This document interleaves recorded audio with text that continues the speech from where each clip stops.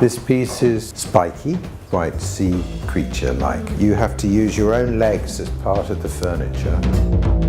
First person to sit on it was Prince Charles. This one is for Matsega, it's called Zante. Each trumpet is just pulled slightly. One of the recent collections I've done is called Barockabilly, and this is one of the pieces.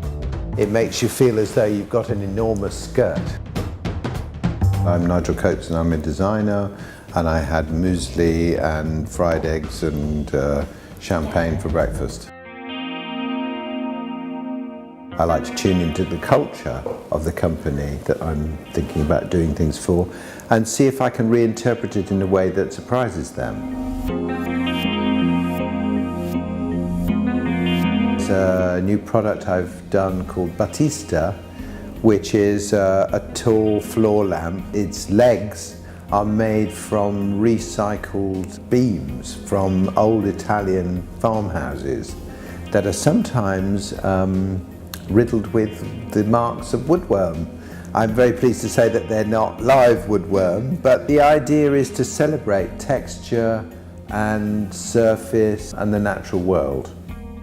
When I began to study at the Architectural Association, I was full of all the potential for architecture to be a complete language in its own right. But the more experience I accumulated, the more I was fascinated by peripheral phenomena. I became interested in fashion, I became interested in kind of performance art and all sorts of other activities that were going on in London at the time that made architecture a richer field in its own right.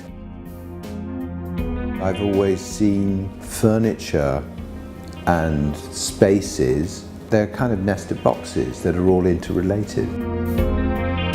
All this sort of continuous state of transformation, I find that very exciting. And I think that's how we are. We are always in a state of transformation where we use our memories and our relationships and connections with the world, but we always want to renew them.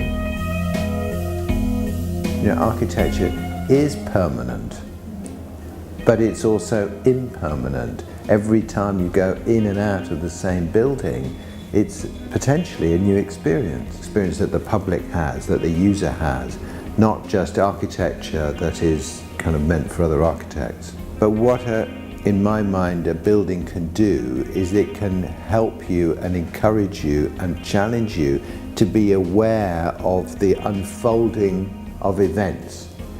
I still feel as though I'm learning. Learning goes with experiment, and that's an attitude. I'm always inspired by the students' ideas, and I hope they are inspired by my ideas. It's an exchange. But one thing I do always say to them is that this is just the beginning. This is not the end. And that if you can't be open to learning always, then I don't think you can be a good designer.